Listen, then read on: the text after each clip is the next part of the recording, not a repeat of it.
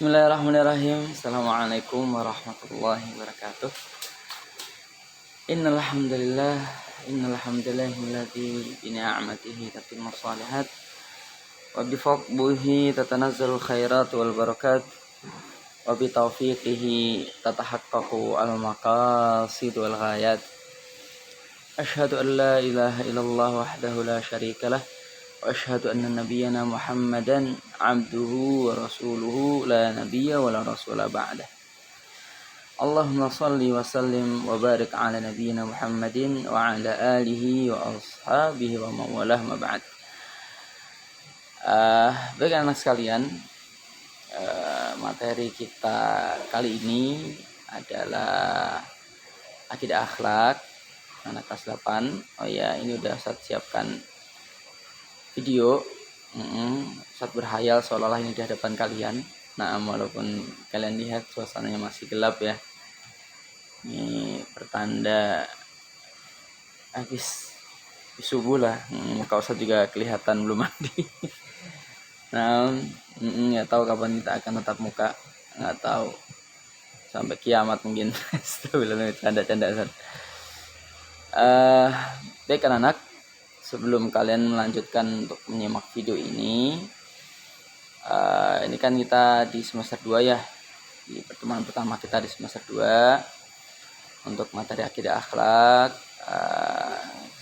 Sebelum kalian melanjutkan nonton video ini, buka dulu anak-anak di bab pertama ya, di bab pertama yang judulnya adalah iman kepada Rasul Allah Subhanahu wa taala atau iman kepada utusan-utusan Allah Subhanahu wa taala. Nah, anak-anak itu ada di halaman 55 sampai halaman 66 kalau nggak salah. Coba kalian lihat lagi. Sebelum kalian nyimak ini dibaca dulu. Baik anak-anak, setelah kalian baca baru dinyalain videonya lagi untuk YouTube-nya lagi untuk nyimak. Baik anak, lanjut lagi. Sebelum kita mulai untuk mukadimah, nah di situ kan dijelaskan terkait perbedaan antara nabi dan rasul ya. Perbedaan yang disepakati oleh para ulama adalah nabi itu belum tentu rasul, kalau rasul sudah pasti nabi, katanya gitu. Nah, yang disebutkan di buku, secara tersirat mengatakan bahwa Nabi itu mendapatkan wahyu dari Allah SWT, tapi untuk dirinya sendiri tidak wajib untuk disampaikan. Adapun Rasul, dia menerima wahyu dari Allah SWT dan dia wajib untuk menyampaikannya kepada umat manusia. Nah, dan kaumnya maksudnya. Ini adalah pendapat mayoritas ulama. Nah, mungkin kita bertanya-tanya, loh kenapa harus ada nabi kalau tidak untuk disampaikan kepada hayal akram ya, kalau untuk dirinya sendiri. Nah, Allah taala alam. Yang pasti terkait pengertian nabi dan rasul ini memang ulama berbeda pendapat. Mayoritas ulama sebagaimana disebutkan di buku tersebut. Adapun pendapat yang Ustadz pilih bukanlah pendapat yang ini. Nah, bukan pendapat yang ini. Yang Ustadz pilih adalah pendapat yang mengatakan an-nabi ursila ala qaumin yu'minuna billah. Yang disebut nabi itu adalah orang yang diutus kepada masyarakat, kepada orang-orang yang mereka sudah beriman kepada Allah SWT. Loh, kalau mereka sudah beriman sama Allah, kenapa diutus nabi? Nah, nabi ini statusnya sebagai da'i. Nah, nabi ini statusnya hanya sebagai da'i dan beliau melanjutkan risalah rasul sebelumnya. Dan contoh kasusnya banyak sekali. Misalnya ada Nabi Daniel, ada Nabi Samuel, ada Nabi Uzair yang Allah sebutkan dalam Al-Quran, dan masih banyak lagi. Nah, ini mereka diutus kepada kaum yang memang sudah beriman pada Allah SWT. Nah, Jadi bukan musyrik. Jadi sebagai kiai lah, sebagai ulama lah, kurang lebih gitu. Dan nabi-nabi setelah Nabi Musa itu ciri khasnya pasti mereka hafal Taurat. Nah, jadi kalau dari kalian kok ada yang hafal Al-Quran misalnya, berarti kalian memiliki ciri-ciri seorang nabi, atau lebih tepatnya derajat kalian dalam hal ini sama dengan nabi dalam hal ini. Tapi kalau kemuliaan dan sebagainya, kita bukan apa-apanya. Lanjut lagi anak-anak, sedangkan Rasul, nah ini untuk pengertian yang Ustadz pilih ya, adalah ursila ala qaumin la yu'minuna billah. Jadi mereka diutus atas satu kaum yang kaum tersebut tidak beriman kepada Allah SWT. Berarti mereka orang kafir atau orang-orang musyrik. Nah, para rasul diutus kepada orang-orang kaum seperti itu, sehingga tugas rasul ini lebih berat. Nah, baik itu gambaran secara umum. Dan rasul ini banyak sekali, misalnya diantaranya yang Allah sebutkan, yang kita hafal di 25 itu ya, 25 nabi. Nah, nyebutnya 25 nabi, tapi tidak semuanya rasul di sana. Nabi Adam dan Nabi Idris tuh setahu Ustadz mereka bukan rasul. Nah, karena masyarakat mereka adalah masyarakat yang sudah beriman kepada Allah SWT. Nah, maka atas pengertian ini tidak berlebihan kalau ulama setahu Ustadz sepakat ya mengatakan bahwa Nabi Nuh adalah Rasul pertama. Nah, makanya beliau digelari dengan sebutan Abur Rusul, bapak para rasul, karena beliau adalah Rasul pertama. Orang musyrik menyekutukan Allah pertama kali itu ada di zaman Nabi Nuh alaihissalam atas perbuatan setan yang panjang kali lebar. Nanti insya Allah saya ceritakan sedikit terkait kisah Nabi Nuh. Nah, itu anak-anak.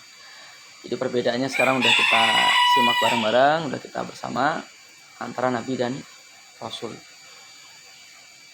Bisa kita lihat langitnya makin cerah, Masya Allah, berarti bertanda makin siang anak-anak. Lanjut lagi. Terus kemudian Allah SWT mengelompokkan lagi orang jajaran lebih top lagi dari para rasul ini. Mereka masuk dalam jajaran ulul azmi, atau yang mendapatkan cobaan berat dan hati mereka teguh. Nah, Allah pilih benar-benar. Nah, sebagaimana di ayat-ayat yang kalian baca ya, tidak cuma satu ayat, ada beberapa ayat menjelaskan siapakah mereka rasul-rasul ulul azmi. Allah sebutkan di sana tidak secara urut ya. Nabi Nuh, terus Nabi Muhammad, kemudian Nabi Ibrahim, Nabi Musa, Nabi Isa. Kalau kita sebutkan secara urut dari urut kelahirannya, itu Nabi Nuh. Nah, Nabi Nuh dengan Nabi Adam itu jaraknya sekitar 1000 tahun. Terus kemudian Nabi Ibrahim dengan Nabi Nuh itu nggak tahu berapa ribu tahun, jauh sekali.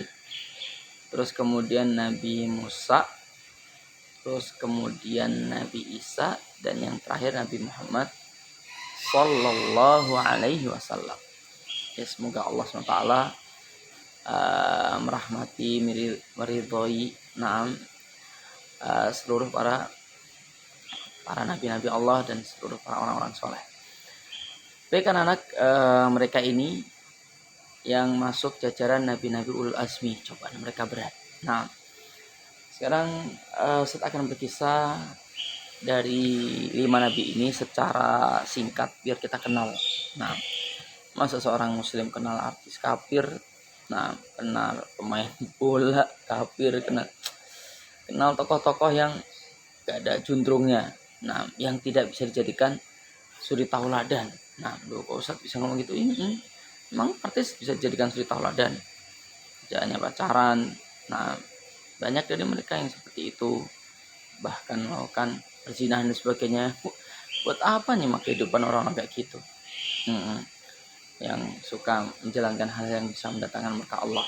Nah, kita harus lebih kenal, lebih paham nabi-nabi Allah, orang-orang yang Allah pilih ini sosoknya seperti apa. Nah, baik, kita mulai dari Nabi Nuh alaihissalam. Anak-anak, Nabi Nuh ini sebelum beliau muncul atau lahir lah, itu bisa kalian buka ya di surat Nuh. Allah kisahkan secara singkat bahwa di zaman Nabi Nuh ini atau sebelumnya itu ada 5 berhala, 5 patung lah. Nah, disebutkan wala tadharunna waddan wala suwa'an wala yaghutha wa ya'uqa wa nasra. Wad wala tadharunna wadda atau wad, wala suwa'an suwa, wala yaghuth wa ya'uq wa nasr. Jadi ada 5, wad, suwa, yaghuth, ya'uq, nasr. Nah, ini nama-nama patung, nama-nama berhala yang disembah oleh kaumnya Nabi Nuh alaihissalam. Nah, ini nama ini sebenarnya dari mana sih? Jadi ceritanya ini tuh aslinya bukan patung anak-anak, tapi manusia. Mereka ini orang-orang soleh, sebaiknya disebutkan oleh para ahli tafsir. Mereka menukil dawuhnya sahabat mulia Ibnu Abbas radhiyallahu ta'ala anhuma. Mereka ini orang-orang soleh, terus kemudian satu demi satu meninggal. Mungkin bahwa terkenal dengan mengajak kepada kebaikan, sholat terutama Mbah Suwa, nanti sering mendamaikan orang yang bertikai, Mbah Yaghuth, Mbah Ya'uq, Mbah Nasr, dengan kelebihan masing-masing. Nah, ini namanya manusia anak ya. Dia nggak hidup selamanya, walaupun di zaman Nabi Nuh ini usianya panjang-panjang sampai ribuan tahun, 1000 tahun lebih, ujungnya meninggal juga. Nah, ini meninggal satu-satu. Ketika semuanya udah meninggal, maka orang-orang pun hatinya menjadi hampa. Nah, yang menjadi hampa, stres, bingung, gak ada yang ngingetin mereka untuk dekat sama Allah. Nah, lalu setan pun berperan. Lihat nih langkah setan dalam menyesatkan umat manusia. Setan ini naruh banyak sekali gambar-gambar di jalan-jalan utama kaumnya Nabi Nuh alaihissalam sebelum Nabi Nuh muncul. Nah, gambar Mbah Yaghuth, Mbah Ya'uq, Mbah Nasr, nah, nama gambar orang-orang soleh yang 5 tadi itu. Maka ketika ngelihat gambar-gambar itu, apal disembah? Enggak, anak-anak. Semangat ibadah mereka bangkit lagi. Masya Allah. Berarti bentuk kebaikan saat tunggu dulu belum selesai. Semangat ibadah mereka bangkit lagi. Mereka senang, wah ngeliat gambar ini senang. Ulah setan. Nah. Terus kemudian mereka pun mulai menjadi pengrajin. Nah, gambar, bikin patung. Akhirnya gambar terkait mereka orang-orang soleh ini bahkan dijadikan tempat ibadah. Gambar-gambar itu di patungnya dipajang, tidak disembah anak-anak, sebagai pengingat motivasi bahwa mereka harus terus selalu ingat sama Allah, dekat sama Allah. Hanya itu toh. Dan baik atau tidak, ya baik, mana buruknya, nggak ada buruknya. Tapi itu termasuk rentetan jebakan setan. Kalau istilah kita jebakan Batman ya, kayaknya bagus ujungnya jebret buruk. Nah, singkat cerita, orang-orang yang satu zaman dengan Mbah Ya'uq, Mbah Yaghuth, Mbah Suwa, Mbah Nasr dan lain-lain ini meninggal, terus tiba generasi berikutnya, sampai tibalah generasi keberapa, mereka itu bingung dengan keberadaan gambar-gambar patung-patung yang di mana-mana ini. Mereka nyembah Allah, tapi kok ada mereka ini maksudnya apa? Nah, Akhirnya mereka ambil kesimpulan, oh mereka ini memang Tuhan utamanya Allah, tapi ada Tuhan-Tuhan kecil ini, wakil-wakil Allah, yang nanti kalau kita berdoa memohon kepada orang-orang ini, patung-patung ini nanti akan disampaikan kepada Allah SWT. Kayak bisa langsung, lebih itu. Wow, ini kan asal syirik kan anak-anak, kayak nggak boleh gitu, syirik kan ya.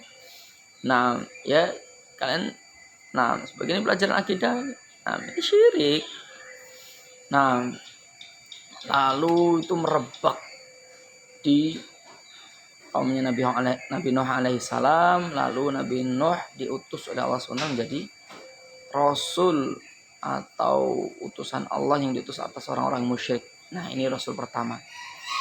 Nah kisahnya bagaimana terkait Nabi Nuh alaihi salam ini Allah kisahkan juga dalam surat Nuh secara lamhah ya, secara sekilas. Nah sebagaimana kata Nabi Nuh, ini da'autu qaum ini da'autu qaumi laila wa nahara, masalah gitu. Saya mendakwahi kaumku lailan wa nahara, di siang hari, di malam hari, di siang hari. Nah, walam yazidhum du'ai illa firara. Doaku ini tidak menjadikan mereka dekat sama Allah. Nah, terus ingat sama Allah, malah lari. Wa inni kullama da'autuhum litaghfira lahum ja'alu asabi'ahum fi adhanihim. Ya Allah, ketika aku mendakwahkan mereka untuk masuk Islam agar engkau mengampuni mereka, mereka malah ja'alu asabi'ahum, mereka menjadikan jari-jari mereka fi adhanihim, di telinga mereka, saking banyaknya. Harusnya kan cukup satu jari gini. Nah, ini saking emohnya sampai gini. Wastaghshaw fi abahum asarru wastakbaru istikbara. Terus bajunya dilipat. Gitu. Nah, kaumnya Nabi Nuh alaihissalam. Dan konon Nabi Nuh alaihissalam ini mendakwahi kaumnya selama 950 tahun. Dan yang masuk Islam sedikit sekali. Nabi Nuh sampai marah, Rabbi la tadar, gimana? Di bunyi-bunyi ayat terakhir itu, minal kafirina dayyara innaka intadarhum yudhillu ibadaka wala yalidu illa fajiran kafara. Ya Allah, ingat cerita, jangan kau sisakan orang-orang kafir ini, udah binasakan semuanya aja. Sungguhnya jika engkau sisakan ya Allah, mereka tidak akan melahirkan seorang keturunan kecuali keturunan yang kafir lagi. Jengganya Nabi Nuh alaihissalam, udah binasakan semua ya Allah. Bener, itu doa. Setiap nabi kan punya doa yang pasti Allah kabulkan. Nah itu doanya Nabi Nuh bunyinya gitu, membinasakan kaumnya yang kafir. Akhirnya benar peristiwa kapal yang ketika kita kenal itu ya, panjang, nah nggak perlu selesaikan, kalian sudah tahu semua kan. Nah terus kemudian Allah binasakan semua. Nah itu Nabi Nuh alaihissalam. Terus kemudian nabi berikutnya Nabi Ibrahim alaihissalam, yang bergelar Khalilullah atau kekasih Allah. Nah ini gelarnya adalah Abul Anbiya, bapak para nabi. Kenapa disebut gitu? Karena banyak dari hampir semua nabi setelahnya itu lahir dari keturunannya. Nah, dan beliau ini hidup di zaman raja kafir yang congkak namanya Namrud. Nah, dan kisah Nabi Ibrahim alaihissalam dibakar ini masyhur sekali ya. Bahkan Nabi Ibrahim alaihissalam ketika mau dibakar itu anak-anak, ini singkat aja ya, nggak perlu lengkap ya. Itu kayu bakar yang digunakan untuk membakar Nabi Ibrahim alaihissalam itu disiapkan selama 1 bulan. Yang menyiapkan berapa orang? Bukan satu negara anak-anak. Kayu bakar dikumpulkan untuk bakar Nabi Ibrahim, disiapkan dalam waktu 1 bulan oleh penduduk sebuah negeri. Nah, bisa kalian bayangkan kan? Ini gundukan apa anak-anak? Gundukan kayu bakar tuh kayak gunung. Nah, kayak gunung terus dibakar. Bahkan anak-anak dikisahkan ada burung lewat di atas awan yang bawahnya api. Gundukan Nabi Ibrahim alaihissalam yang digunakan Nabi Ibrahim alaihissalam ini itu pasti akan jatuh karena kepanasan. Ini serem sekali anak-anak. Lalu Nabi Ibrahim alaihissalam ini dimasukkan, dan cara bakarnya anak-anak ini nggak mungkin dengan cara dilempar dengan dua orang, yang satu megang tangan kanan, megang tangan, yang satu megang kaki, terus di itu nggak mungkin. Nah, cara melemparkan Nabi Ibrahim gimana? Dengan ketapel raksasa, dimasukkan, ditarik dengan ketapel raksasa, terus dilepas. Nah, nanti masuk ke kobaran api itu. Nah ketika udah ditarik itu, malaikat Jibril alaihi salam menawarkan bantuan. Mau tak tolong enggak? Nabi Ibrahim enggak mau. Nah, kata Nabi Ibrahim alaihi salam, hasbiyallah wa ni'mal wakil. Lihat, ya cukupku bagiku Allah Subhanahu wa taala, dan Allah adalah sebaik-baik penolong, sebaik-baik zat yang tak sandarkan nasib saya. Kata Nabi Ibrahim gitu. Lalu karena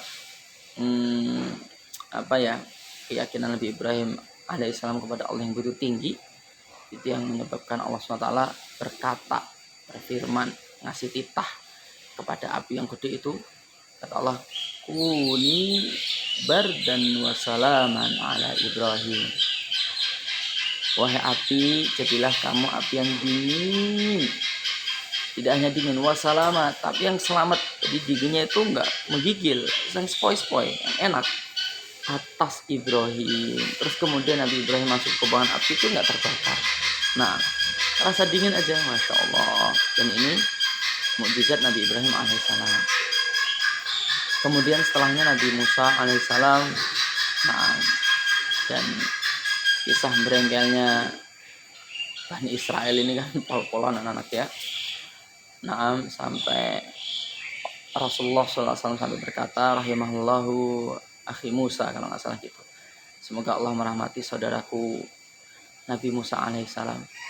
Nah, karena dia diuji oleh Allah dengan cobaan yang lebih berat dari ini, tapi beliau sabar.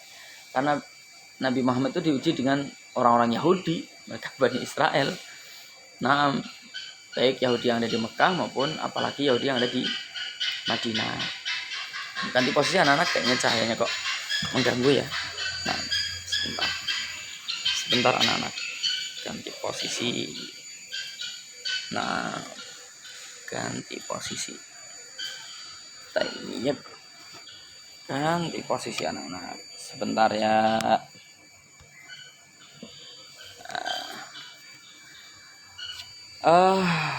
Baik anak-anak, udah pas belum nih? Nah, agak mending nih sekarang nih. Lanjut lagi anak-anak.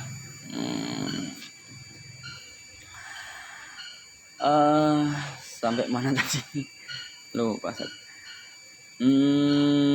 Nabi Musa, ya Nabi Musa. Terus dan kita juga tahu Nabi Musa alaihissalam ini kemunculannya di era pengis-pengisnya Fir'aun, Raja Latut, dan kisahnya kita juga sudah sering dengar, tidak perlu saya kisahkan di sini ya. Adapun Namrud, mungkin kalian pernah dengar atau belum ya, bahwa kisah meninggalnya itu agak aneh dia. Nah, jadi raja yang congkak itu ternyata Allah takdirkan telinganya dimasukin nyamuk. Dimasukin nyamuk. Nah, terus habis itu nggak keluar-keluar, nggak mati-mati. Gini-gini nggak keluar-keluar, nggak ngerti zaman dulu kan cara keluarin binatang yang di telinga itu. Akhirnya kalau pipinya, telinganya dipukul gini, pak gitu, enak nggak? Kayak dikorek gitu lah anak. Pak, enak loh. Jadi zaman itu kalau kita pengen menghormati Namrud ya, itu caranya bukan mencium kakinya, enggak, tapi ambil sendal kita terus kita pukulkan ke telinganya ke pipinya, pak, itu kan bentuk penghinaan dari Allah tingkat tinggi anak. Pak, kayak gitu enak, wah enak. Nggak sabar dia kan, dia raja yang bisa melakukan segala hal ya, dia pengen bunuh nyamuk itu. Akhirnya nyuruh anak buahnya bunuh nyamuk ini. Gimana caranya bisa? Ambil kapak nyamuknya, kapak. Bener, Nyamuknya dikapak di sini ya dia mati akhirnya.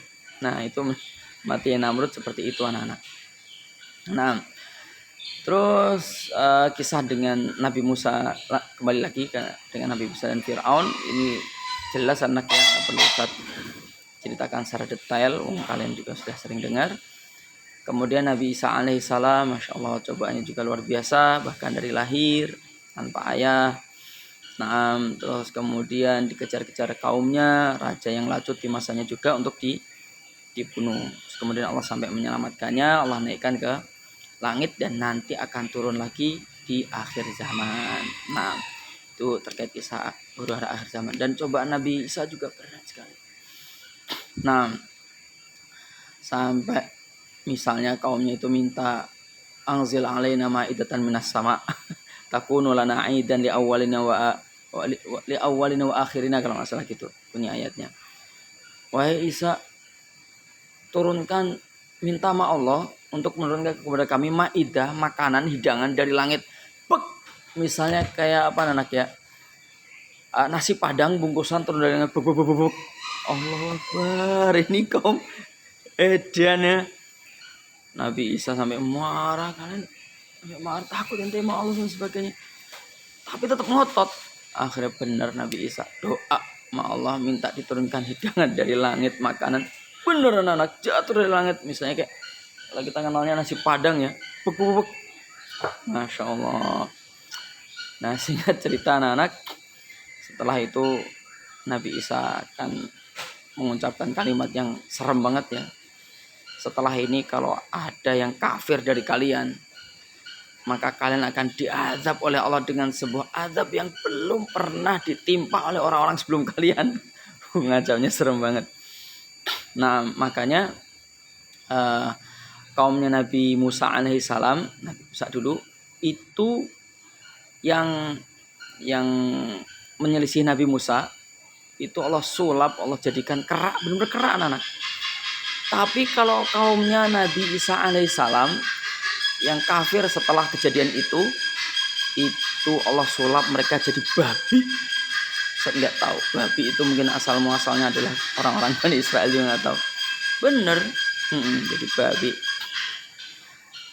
Itu kelumit singkat aja ya terkait kisah ulul azmi, nah atau nabi-nabi atau rasul-rasul yang masuk dalam jajaran ulul azmi. Insyaallah di pertemuan berikutnya saya nggak mintakan untuk baca lagi, cukup Ustaz lanjutkan aja ya, terkait ayat demi ayat, hadis demi hadis berkaitan tentang iman kepada rasul-rasul Allah SWT. Gitu anak-anak, mohon maaf untuk salah-salah kata. Kita tutup dengan bacaan doa kafaratul majelis. Subhanakallahumma bihamdika asyhadu an la ilaha illa anta astaghfiruka wa atubu ilaik. Wassalamualaikum warahmatullahi wabarakatuh. Ila liqa, sampai jumpa.